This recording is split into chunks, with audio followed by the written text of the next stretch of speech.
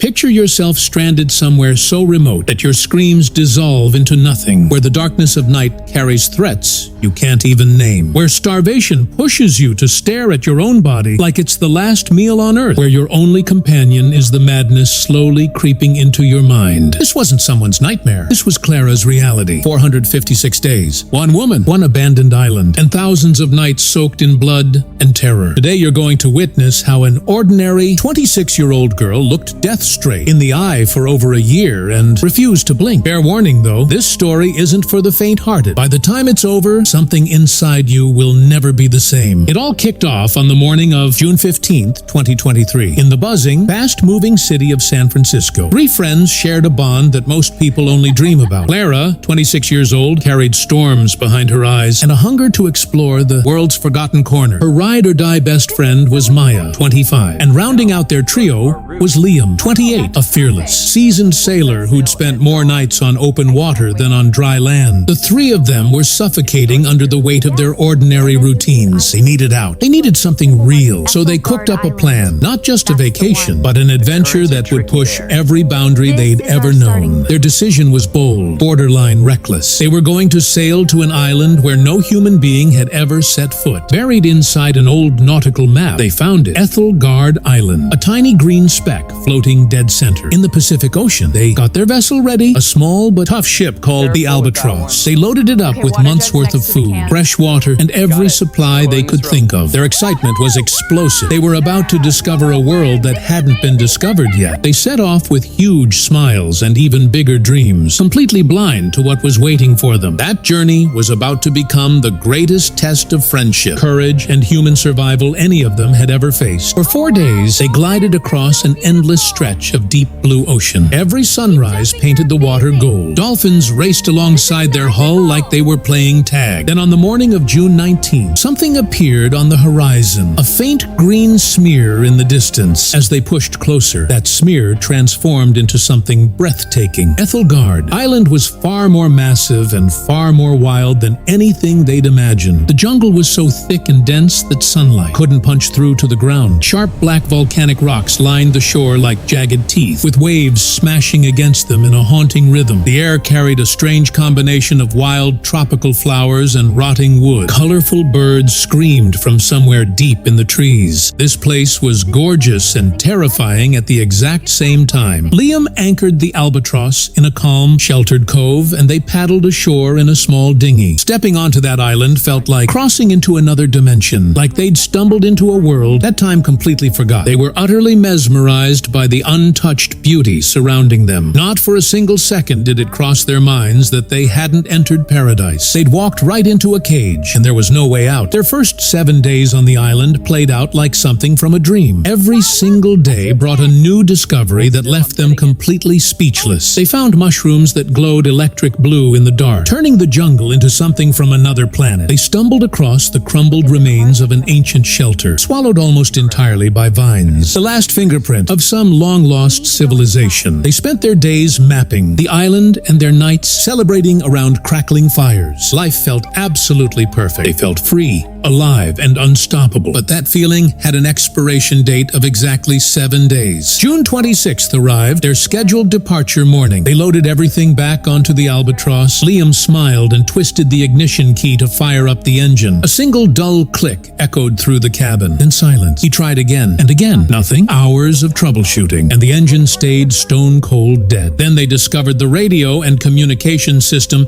had also gone completely dark. They were cut off from the entire world. No way to call for help. No way to signal anyone. That island paradise had just become a prison, and the look of wonder in their eyes had been swapped out for something much colder, pure fear. One last option remained. Tucked aboard the Albatross was a small emergency lifeboat, but there was a brutal catch stamped right on it. Maximum capacity, 2 people. All 3 of them couldn't fit, period. After a long, suffocating, sleepless night, a heartbreaking decision was made. Liam and Maya would take the lifeboat and go get help. Clara would stay behind and wait on the ship. Liam calculated from the charts they'd be back within 8 days. They left Clara with 10 days worth of food and water and a flare gun so she could signal if she needed to. June 27th became the hardest morning of Clara's entire life. She wrapped her arms around both of her friends and cried into their shoulders. "We'll be back soon. Clara, Don't lose hope. She stood on the deck of the albatross and watched them grow, smaller and smaller, until the lifeboat was just a dot swallowed by the Pacific. Then she went back inside the cabin that was now her entire world. She picked up a nail and scratched a single mark into the wall. Day 1. Every morning after that, she'd face the horizon with hope, then drag herself back inside and add another mark. 10 days passed. 10 marks on the wall. No one came back. On the morning of day 11, the sun still rose. But Clara's hope did not. She understood now. She was completely and utterly alone. What Clara couldn't possibly know was that her friends were already gone. The day after Liam and Maya left the island, death came hunting for them. The sky turned black without warning, and the ocean went absolutely insane. Waves the size of buildings were tossing their tiny lifeboat around like it weighed nothing. Liam threw everything he had into keeping them afloat. But that storm didn't care about bravery or experience. One monstrous wave launched the boat into the air and flipped it. In an instant, both of them were swallowed by the cold, black, bottomless ocean. Their promise, their friendship, their lives, all of it buried beneath those waves. And back on Ethelgard Island, Clara kept waiting, kept adding marks to the wall, waiting for a promise that was never coming back. Every night she curled up, tight inside the ship's cabin, while wild boars prowled the darkness outside. Their grunting and snorting just inches away sent ice through her veins. She pressed herself against the wall and prayed for sunrise. But hunger is bigger than any fear. After going days without eating, Clara made a decision that could have gotten her killed. She took a piece of scrap iron from the ship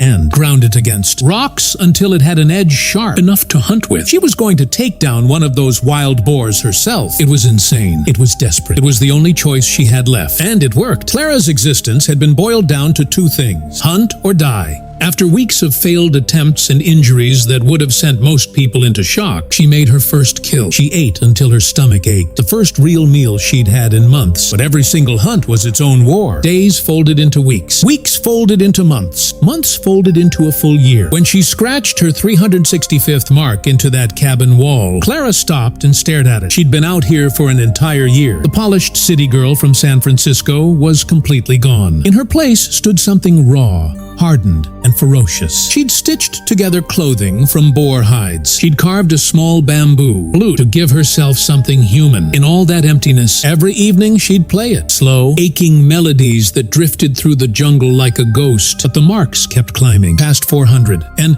Clara's body and mind were starting to crack under the weight of it all. One afternoon, she was sitting on the deck, staring blankly at the ocean, when something appeared on the horizon. A ship, a real ship. Her blood ran hot for the first time in months. She screamed until her throat tore open. She lit fire to everything she could find. She waved strips of fabric overhead like a madwoman. The ship kept sailing, didn't even slow down, disappeared over the edge of the world. That afternoon, something inside Clara died permanently. But from the wreckage of that broken moment, something else was born. A fury, a refusal. I am not going to rot here and die forgotten. She was going to build her own way out. For nearly a month, Clara worked without stopping. She dragged the sturdiest bamboo stalks she could find across the jungle floor and lashed them together with braided vines, using every ounce of strength left in her body. She salvaged a piece of canvas from the ship's wreckage and fashioned it into a sail. She named her tiny raft Hope. She stocked it with dried fish and boar meat, filled hollowed-out coconut shells with fresh water, and carefully tucked her bamboo flute inside. On day 426, she shoved Hope into the water. She turned around and took one long last look at the island that had been her prison, her home, her torture chamber, and her teacher. Then she paddled out into the open Pacific and didn't look back. The first few days held together. The sail caught wind and she moved, but reality arrived quickly, and it was brutal. She was a leaf on an infinite ocean with no compass, no map, and no idea where land was. The island's loneliness started to feel like luxury compared to this. Her food and water shrank with every passing day. A month out on the ocean, then 2 months. By day 450, Clara was barely alive. Every drop of food and water was gone. She survived on whatever rain occasionally fell from the sky. The sun burned her skin black and split it open in a dozen places. Salt air had turned every cut into an open wound. She was too weak to sit up. Her body had wasted away to almost nothing. Hallucinations came in waves. She could hear Maya calling her name across the water. She could see Liam waving from a boat that wasn't there. Sharks circled her raft. She didn't even flinch. She'd already said goodbye to herself. She just lay there, breathing breathing shallowly, waiting for the end. This was day 456. And then, so faint, she almost dismissed it as another hallucination, she heard it. An engine. She forced her neck up with everything she had left. And there, impossibly close, was a massive research vessel, the Orion Star. She could actually see people walking on its deck. Clara tried to scream. What came out was barely a whisper. Tears rolled hot down her cracked cheeks. After all of this, after every single impossible thing she'd survived, was she going to die within shouting distance of rescue? Then her eyes fell to her lap. The flute, her brain fired like a lightning strike. She grabbed it with shaking, broken hands, pressed it to her split lips, and with the last breath left inside her body, she played. What came out was broken, wavering, desperate, and achingly beautiful. On the deck of the Orion Star, an officer was gazing quietly at the water when the sound hit him. He turned to his crewmate and said, "Did you hear that? Sounds like someone crying." They raised their binoculars and found the tiny raft. The ship's alarm shrieked to life. When the rescue team reached her, Clara was unconscious, but her fingers were still wrapped tight around that bamboo flute. One small, fractured melody had pulled her back from the edge of death. She had survived 456 days through sheer stubbornness, raw survival instinct, and one bamboo flute she never let go of. She beat death with a song. If this story hit you somewhere deep, drop a like and tell me in the comments which moment gave you chills. Subscribe for more stories that will absolutely wreck you. See you in the next one. Until then, hold on to your courage.